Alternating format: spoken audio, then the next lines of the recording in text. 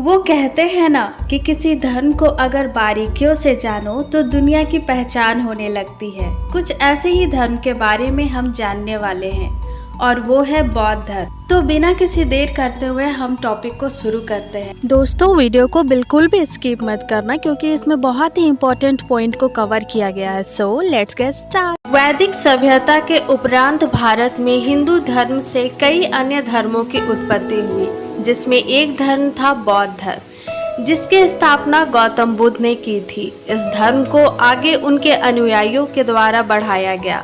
वैदिक काल से अलग हटकर इन्होंने अपनी भाषा पाली को अपनाया। वर्तमान में भगवान बुद्ध को बनाए 8 सिद्धांतों को मानने वाले भारत समेत दुनिया भर में करोड़ों लोग हैं। गौतम बुद्ध का जन्म 563 ईसा पूर्व के बीच लुम्बिनी में हुआ था। गौतम बुद्ध का बचपन का नाम सिद्धार्थ था तथा उनके पिता का नाम सुधोधन, जो शाक्यगढ़ के राजा थे, तथा उनकी माता का नाम माया देवी था।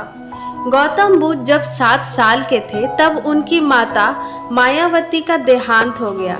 फिर उनके पिता सुधोधन ने दूसरा विवाह कर लिया, जिसका नाम प्रजापति गौतमी था, तथा विवाह के बाद प्रजापति गौतमी ने गौतम बुद्ध को अपने बच्चे की तरह पालन पोषण किया।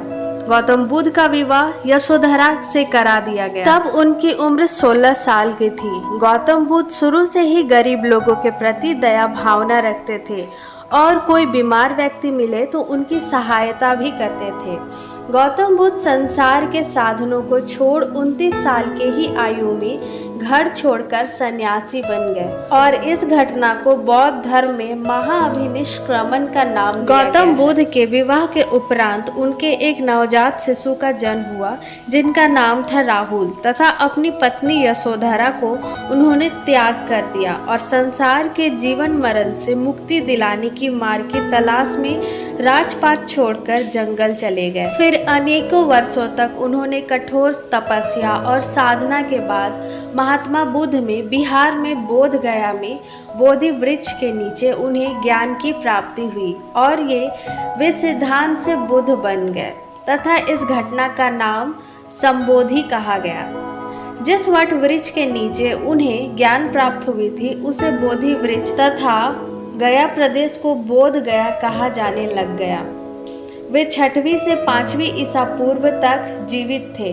उनके गुजरने के बाद अगली 5 शताब्दियों में बौद्ध धर्म पूरे भारतीय उपमहाद्वीप में फैल गया और अगले 2000 सालों में मध्य पूर्वी और दक्षिण पूर्वी जम्बू महाद्वीप में भी फैल गया।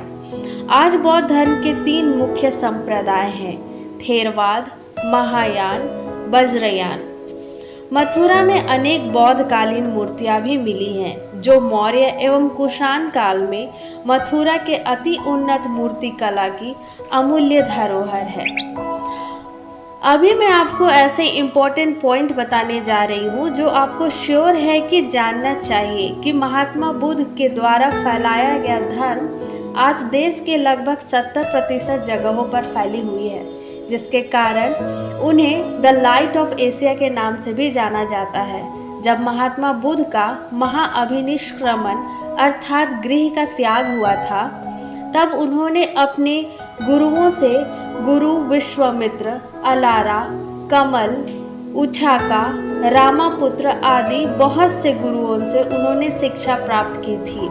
जैसे कि गुरु विश्वामित्र से उन्होंने महात्मा बुद्ध ने वेद तथा उपनिषद तो पढ़े ही, राजकाज, युद्ध, विद्या में भी काफी शिक्षा ली। दोस्तों, महात्मा बुद्ध के बारे में ये भी कहा जाता है कि 35 वर्ष की आयु में वो बिना अन्न जल ग्रहण किए आधुनिक बोध गया में निरंजना नदी अर्थात फल्गु नदी के तट पर लगभग 6 वर्ष 6 वर्ष पीपल वृक्ष के नीचे में कठिन तपस्या के बाद उन्हें बुद्ध की ज्ञान प्राप्ति हुई थी। और कहा जाता है कि वैशाख पूर्णिमा की रात्रि के दिन उन्हें ज्ञान की प्राप्ति हुई थी। यहाँ पे कोइंसिडेंट एक ऐसा भी देखा जाता है कि उनकी मृत्यु, ज्ञान प्राप्ति तथा जन्म तीनों वैशाख पूर्णिमा के रात हुई थी।